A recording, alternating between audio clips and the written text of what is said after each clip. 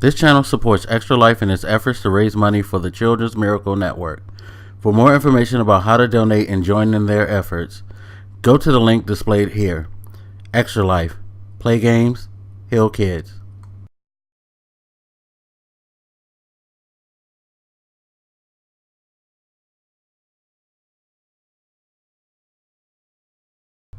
What up, everybody? This your boy Black Magus back with some more Talkin' Walking Dead, Season 5, Episode 13. What, 14? 13? 14. 13, because we got 3 more left. I'm going to get it together one of these days, people. Anyway, so, had what a lot of people, of course, are going to consider another filler episode, which, I mean, I guess it was, because it didn't necessarily progress to any major point of the storyline, but it did do a lot to show the integration of the group, the attitudes, the way that things are changing amongst the group. It's setting you up, though. I mean, it's funny because I don't have issues with episodes like this, but I know we're in a very impatient time now. People aren't as patient as they used to be, and the idea of developing a story or developing characters is kind of going out of style. Everybody needs you to rush to a different beat, or if you're going to do the development, do it in the midst of a lot of high-end action, high-end activity. It's very strange. I mean, for the most part, the way that they did the episode was cool. They definitely did address part of the comic books lore, where the group was trying to set themselves up for the possibility of trying to take over the whole community because they felt like the other people were soft. I found it very interesting to see, and for me, this is the thing. This is kind of cool for me because having read the comic books beyond the point where they're at, I'm very interested to see how the dynamics are going to be with people who shouldn't be there or never existed in the comic book, such as Sasha. You know, Sasha is a character that never showed up. At least, I'm trying to remember what Tyrese's daughter's name was in the comic book, because in a way I feel like Sasha has become a offshoot of his daughter, who wasn't anywhere near this part of the story either. Or like Noah, you know, his place in there. You know, spoiler alerts, Carol should not be nowhere near this whole situation. Daryl never existed in the comic books as well.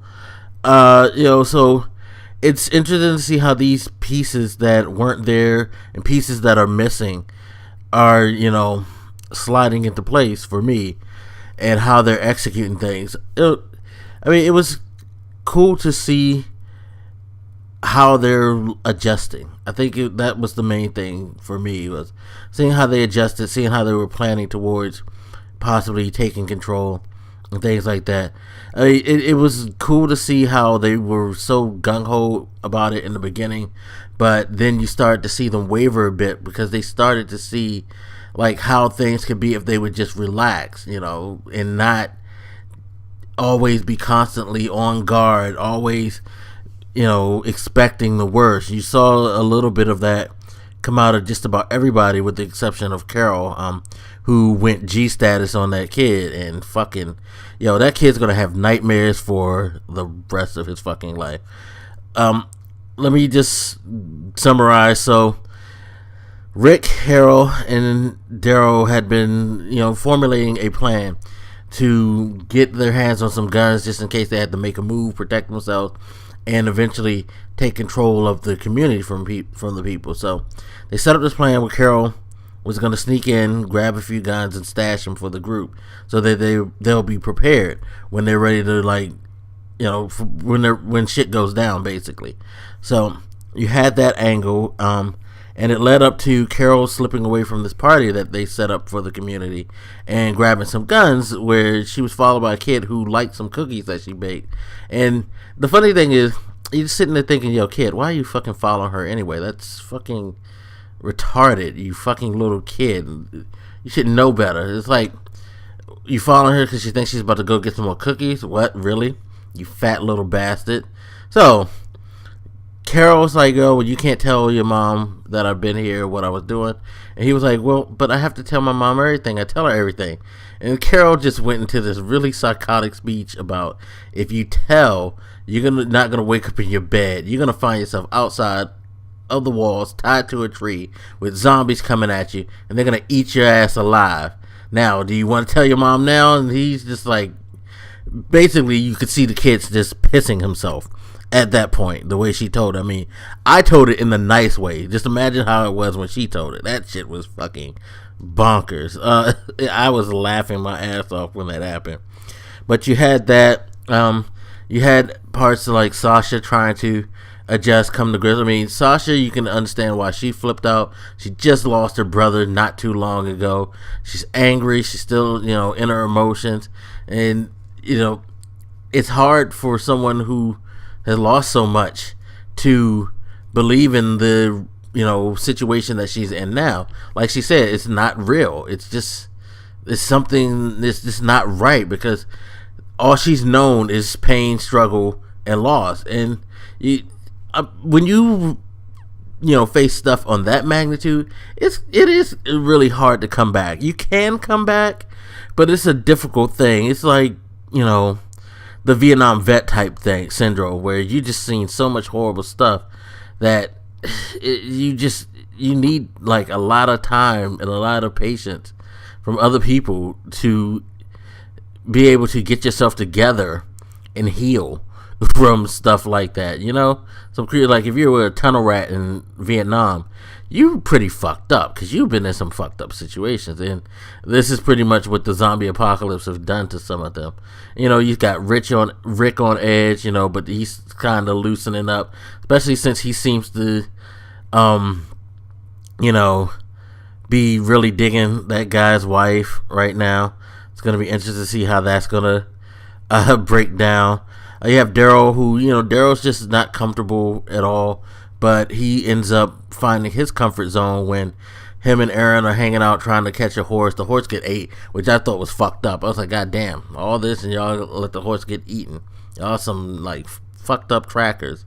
But he ended up visiting Aaron, eating like a pig some spaghetti, and Aaron offers him the job of going and finding people. So I was curious to see what they were going to do with Daryl, and that was cool that they have him now wanting to be one of the guys who come in and try to find people to join the community and things like that.